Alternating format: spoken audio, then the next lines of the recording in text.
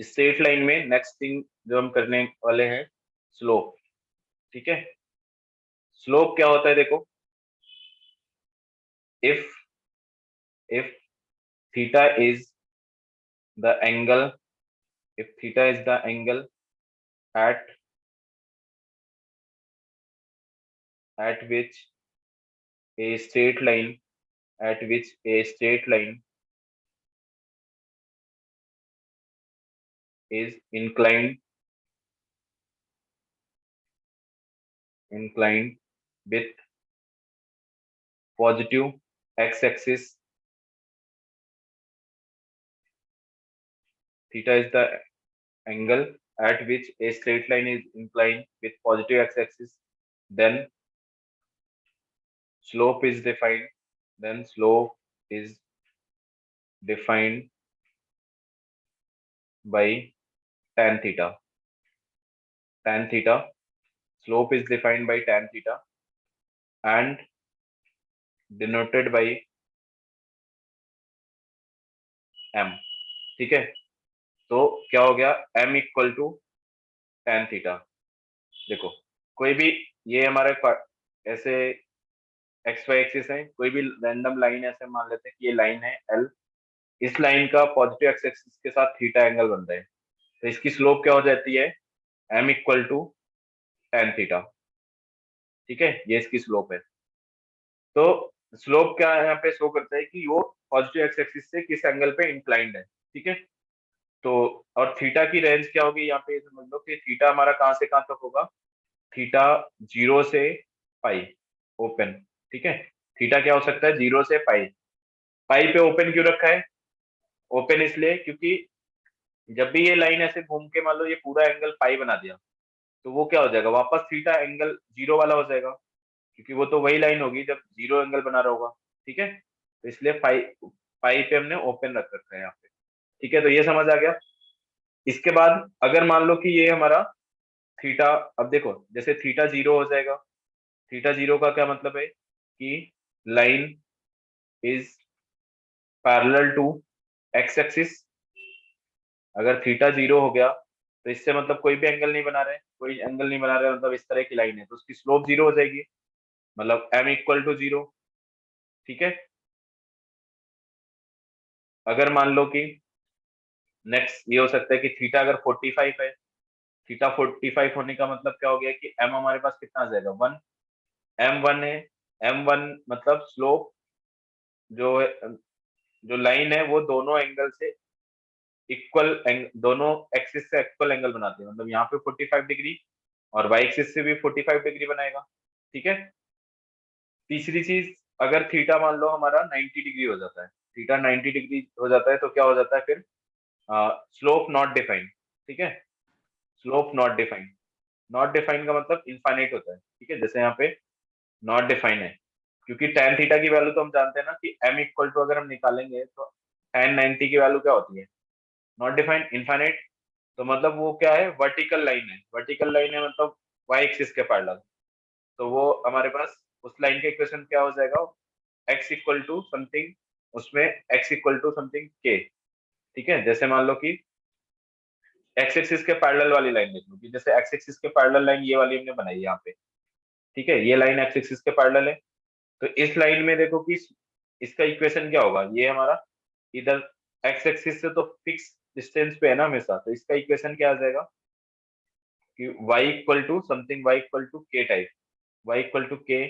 इसका इक्वेशन ऐसे हो जाएगा, क्योंकि यहाँ पे मान लो कि ये 0, k पे कट करे, 0, k पे अगर कट करेगा तो क्या हो जाएगा, y इक्वल टू k।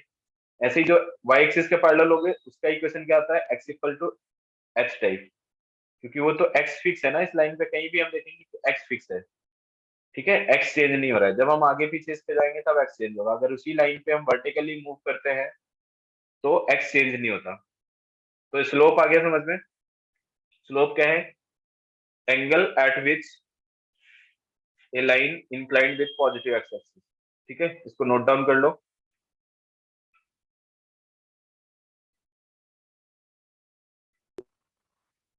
लिख गया, अभी बचा हुआ है क्या, हो गया सर। नो सर, हो गया डन सर। ठीक है, देखो तो अभी स्लोप का फॉर्मूला क्या होगा, फॉर्मूला फॉर स्लोप देखो, कोऑर्डिनेट में अगर 2 पॉइंट हमें गिवन है 2 पॉइंट फॉर्म में, जैसे मान लो आपके पास एक ऐसे ये कोऑर्डिनेट एक्सिस हो गई, कोई लाइन है ऐसे, ठीक है, इस लाइन पे आप देखो कि एक पॉइंट है हमारा x1 y1, ठीक है, ये ए पॉइंट हो गया, और दूसरा पॉइंट इसी लाइन पे है कोई बी पॉइंट, इसके कोऑर्डिनेट हो गए x2 y2।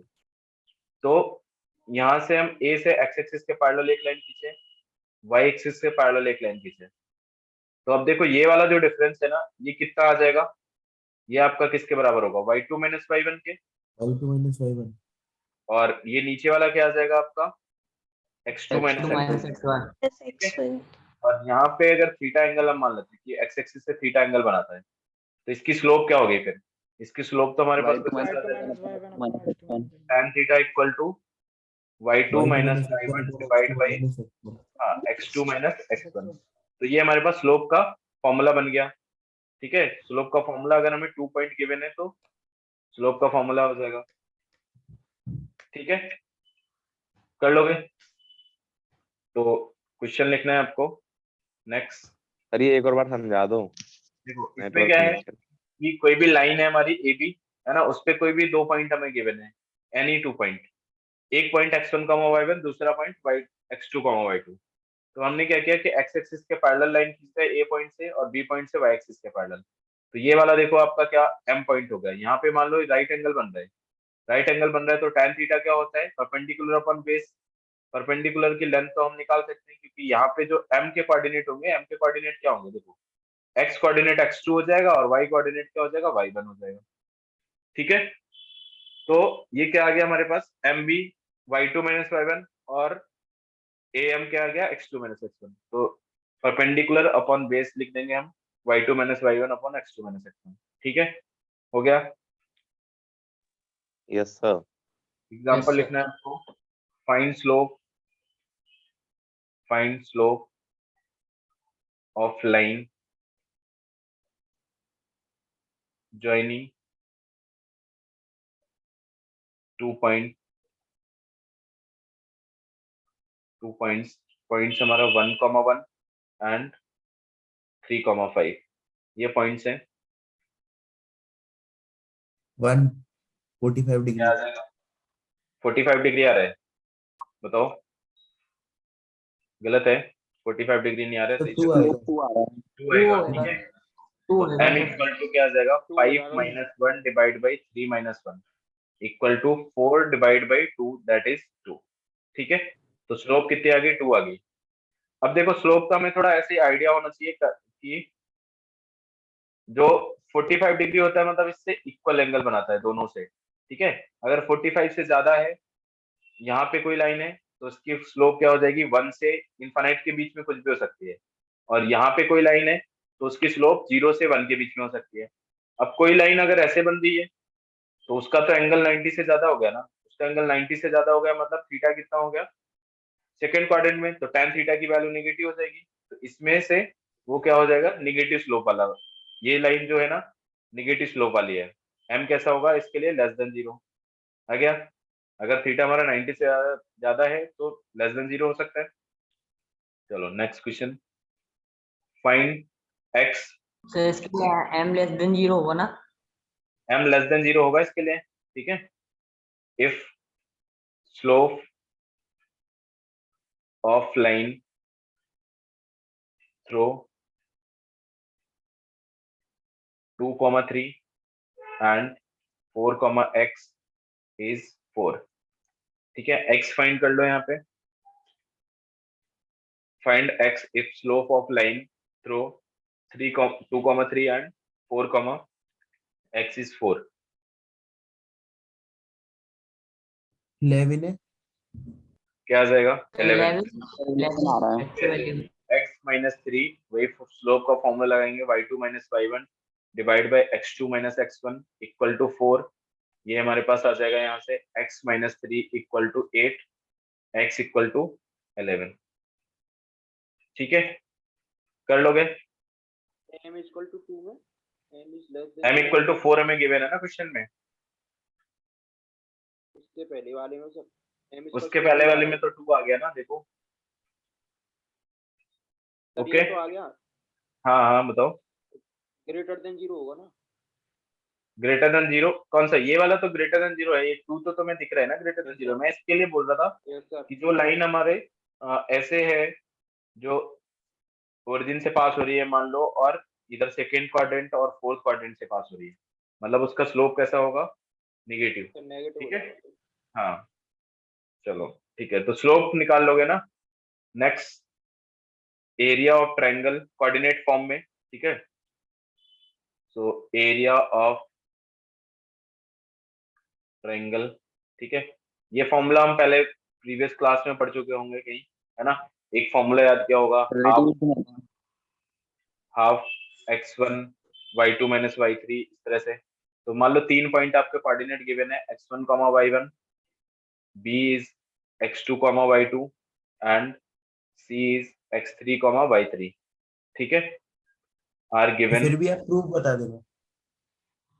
प्रूफ बता देंगे, ठीक है। प्रूफ हमें सॉल्व करना पड़ेगा, उसके लिए देखो, ये है हमारे पास, कोई भी कोऑर्डिनेट ले लो, चलो ऐसे है ना। इसको थोड़ा हम इस तरह से ले लेते हैं कि कुछ, ठीक है, ये ट्रायंगल है, ठीक है, ऐसा ट्रायंगल हमने बना दिया। इसके कोऑर्डिनेट, ये एक कोऑर्डिनेट हमने मान लिया x1 y1, ठीक है, b के कोऑर्डिनेट आ गए x2 y2, और c के कोऑर्डिनेट आ गए x3 y3, ठीक है। अब आप देखो कि चलो इसका हम कैसे करेंगे, देखो ऐसे देख लो कि यहां से और ये, ठीक है, और इसके लिए आप इसका पार्टीशन कर दो, यहाँ से इसका पार्टीशन कर दो, तो राइट एंगल का, राइट एंगल तो क्या बन रहा है, क्या बन रहा है, अच्छा आपको ये क्या शेप बन गया, ट्रेपेजियम का फॉर्मूला आता है एरिया का, बताओ ट्रेपेजियम का फॉर्मूला आता है, सर ठीक है। तो ट्रेपेजियम का एरिया लगा के इसका हम प्रूव करेंगे। देखो इसका डायग्राम थोड़ा सही बनाते हैं, ये बन रहा है, और यहाँ पे ऐसा ले लेता है, ठीक है, और ये वाली लाइन थोड़ी पास सुनाओ। सी के कोऑर्डिनेट जो है हमारे x3 y3, ठीक है।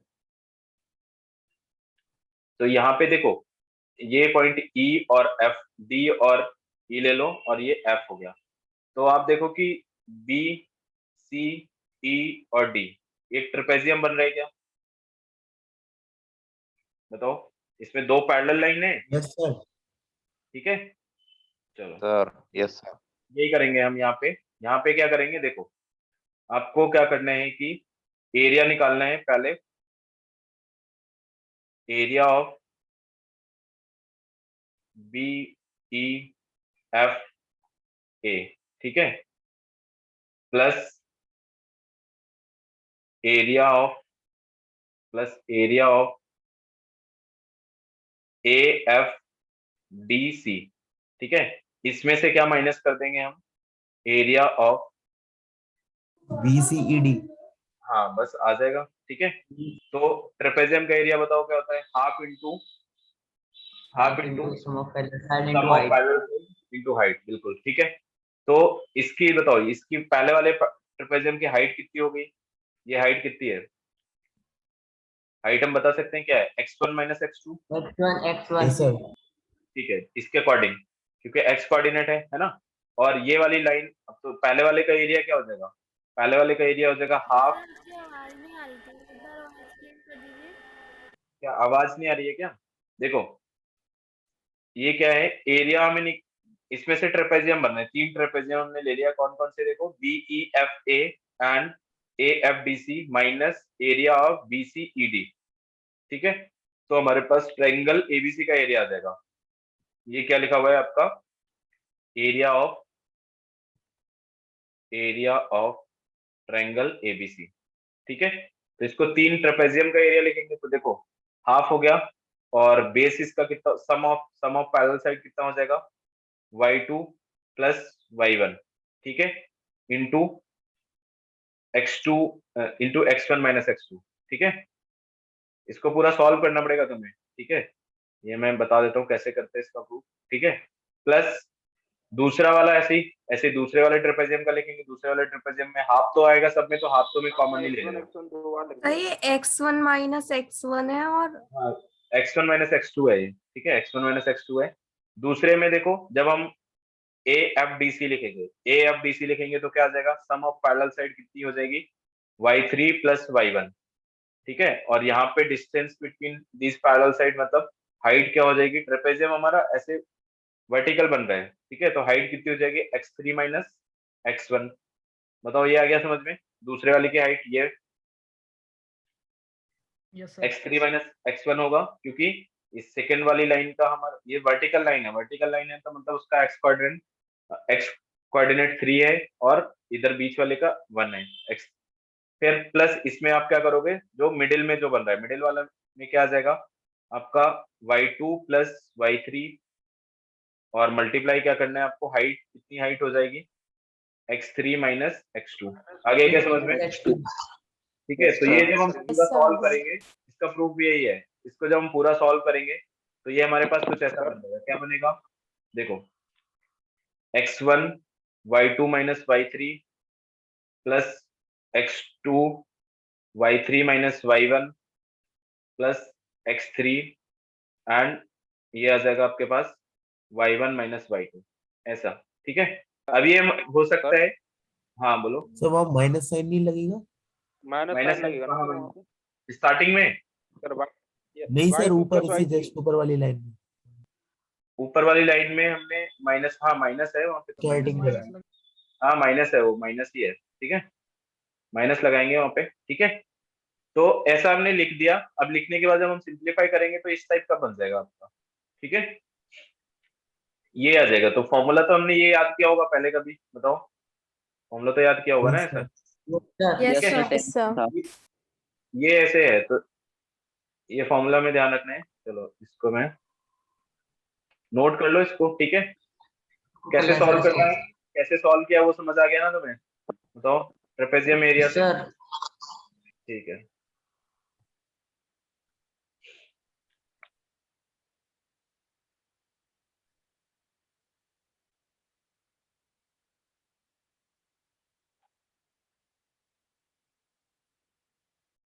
देखो नेक्स्ट, इसी एरिया को हम डिटरमिनेंट फॉर्म में कैसे लिखते हैं, area of triangle ABC equal to half of 3/3 का डिटरमिनेंट होता है, यहाँ पे x1 y1 1, x2 y2 1, x3 y3 1। तो मैंने 2 क्रॉस 2 का बताया था क्या तुम्हें ओपन करना, 2x2 का बताया था। ठीक है। तो 3 क्रॉस 3 का देखो कैसे ओपन करते हैं अपन, 3x3 का ऐसे ओपन करते हैं कि कोई भी, जैसे मैंने हम एक पॉइंट ये सेलेक्ट कर लिया कि ये x1 ले लिया, इसकी रो को हटा दो और इसके कॉलम को हटा दो, तो बचा ये 2x2 वाला, फिर उसको वैसे ही ओपन करेंगे ऐसे। तो देखो मैं इसको ओपन करके लिख रहा हूँ एक बार, है ना, ध्यान से देखो कि इसको अगर हम ओपन करके लिखेंगे तो ये क्या आ जाएगा आपके पास, वन क्यों लगा? सर 1 क्यों लगा? फॉर्मूला है वो, देखो इसको मेन फॉर्मूला तो हमने पीछे प्रूव कर लिया ना, उसको हम दूसरे तरह से डिटरमिनेंट में यूज करते हैं। कई बार डिटरमिनेंट फॉर्म में हमें लिखने से आसानी हो जाती है, जब हम डिटरमिनेंट पढ़ लेंगे ना तो कई सारी चीजें हमें आसान लग जाएंगी, ठीक है। तो इसलिए वो डिटरमिनेंट फॉर्म में आप ऐसे ध्यान रख लो, और इस डिटरमिनेंट के फॉर्म से हम पॉलिनोमियल का भी एरिया निकालेंगे, इसलिए उसको, क्योंकि कोऑर्डिनेट से तो बहुत बड़ा हो जाता है, फिर कोऑर्डिनेट से हम इतना सॉल्व करते थे वो काफी बड़ा होता है। तो डिटरमिनेंट के थ्रू मैं बता देता हूँ आपको कैसे ओपन करना है। इसका मतलब ये होता है कि आप ऐसे लिख सकते हो, देखो ओपन करने का तरीका तो ये है कि मैं x1 लिखूं, डिटरमिनेंट के बारे में देखो, x1 लिखूं और यहाँ पे क्या आ जाएगा y2 माइनस y3, फिर किसी एक कॉलम के लॉन्ग या रो के लॉन्ग ओपन कर सकते हैं। मैं इस रो के लॉन्ग ओपन कर रहा हूँ, एक कॉलम के लॉन्ग ओपन कर रहा हूँ ऐसे।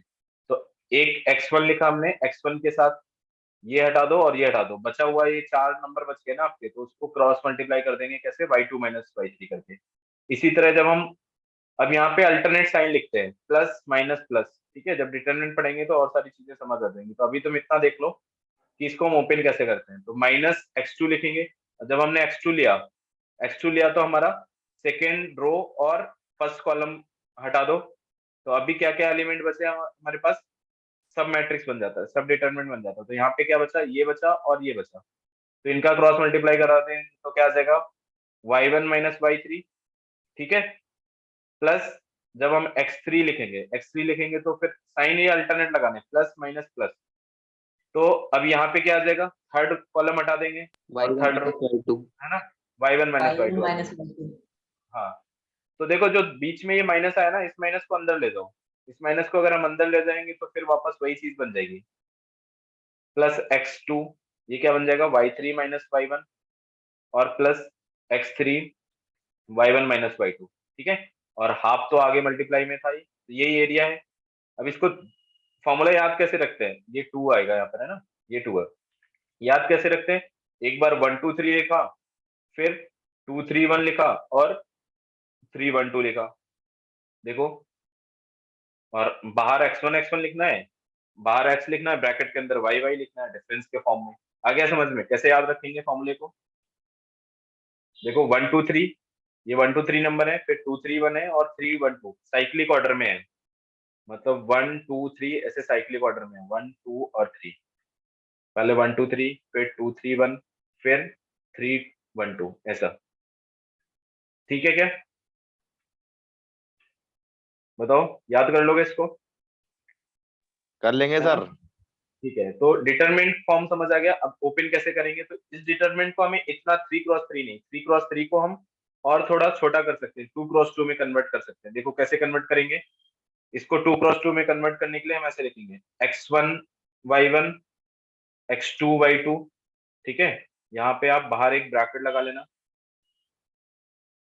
2x2 में ऐसा कन्वर्ट हो जाएगा। फिर हमें लिखना है x2 y2 x3 y3, ठीक है, प्लस फिर लिखना है आपको x3 y3 और वापस x1 y1। तो ये 2x2 में हो गया। इसको भी ओपन करेंगे तो वही चीज आ जाएगी। तो ये वाला याद रखना ज्यादा आसान है डिटरमिनेंट फॉर्म में, ठीक है। डिटरमिनेंट फॉर्म में हमें ये वाला याद रखना ज्यादा आसान है, 2x2 का कैसे लिखना है आपको, x1 y1 x2 y2 x3 x2 y2 x3 y3, फिर x3 y3 लास्ट में पहला वाला x1 y1, ठीक है। बताओ आ गया समझ में।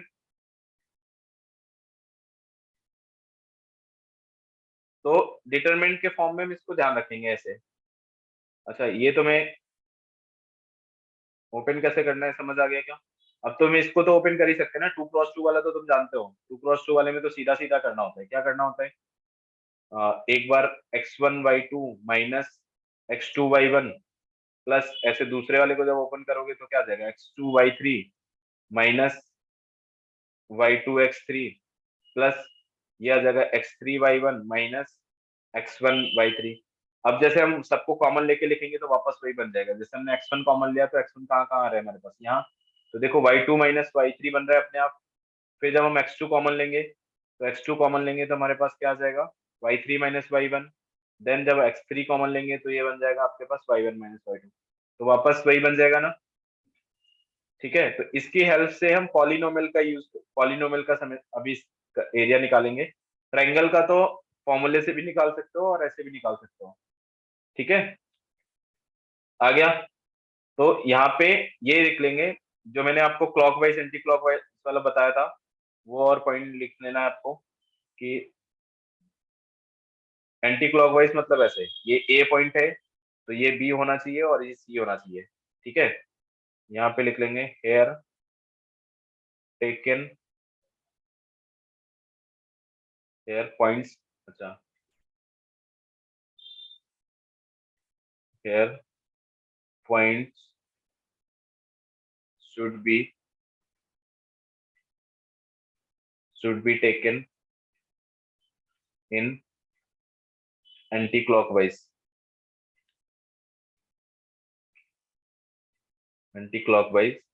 ठीक है। Then we will get positive area, ठीक है, पॉजिटिव एरिया। ठीक है, if point is taken in clockwise, then we get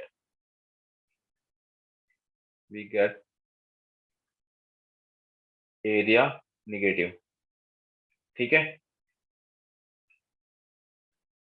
note कर लो इसको। क्वेश्चन लिखना है आपको इसके आगे। ठीक है, फाइंड एरिया, क्वेश्चन करना है find area of triangle. Meeting time हो गया सर दूसरी। क्या हो गया? 4:30 बजे सर निशांत सर की क्लास है। 4:30 पे क्लास है। सर चलो क्वेश्चन लिख लो, क्वेश्चन कर लेना है ना। मैं क्वेश्चन लिख देता हूँ, इसको नोट डाउन कर लो, फिर आंसर कल बता देना मुझे। Points 2,0 and 0,2 and 2,2। ठीक है, ये पॉइंट्स देखो क्या बन रहा है हमारे पास। एक पॉइंट हमारा 2,2 है, वो पॉइंट यहाँ पर है। ठीक है, और एक पॉइंट है 2,0, वो पॉइंट यहाँ पर है, और एक 0,2 वाई एक्सिस पे है। तो ये तो राइट एंगल बन रहा है। इसका आंसर तो हमें वैसे पहले से पता चल जाएगा, बेस इंटू हाइट करके। इसका आंसर क्या आ जाएगा बताओ? हाफ इंटू बेस कितना हो गया? 2 इंटू हाइट 2, तो 2 आएगा। अब कोऑर्डिनेट में आप आएगा निकाल सर। लो। ठीक है, 2 आएगा। कोऑर्डिनेट में आप एक बार क्लॉकवाइज लेके देखना, एक बार एंटी क्लॉकवाइज लेके देखना, तो दोनों अपोजिट साइड के मिलेंगे। ठीक है, कर लोगे इसको? Yes sir. ठीक है, तो इसको कर लेना। और होमवर्क देखो आपको क्या करना है। एक्सरसाइज 3 पार्ट 2 में कितने क्वेश्चन बचे हैं? 3। तो 10 टू, ये आपको करना है 10 टू 11 टू 13, है ना, 11 टू 13। और पार्ट 1 में आपको करना है, पार्ट 1 में कितने क्वेश्चन है बताओ? 10 कर लेना उसमें से, है ना। 15। 15 है ना। तो एक्सरसाइज 3 पार्ट 1 में से आप 1 टू 10 कर लेना। ठीक है, ओके सर, थैंक यू। चलो।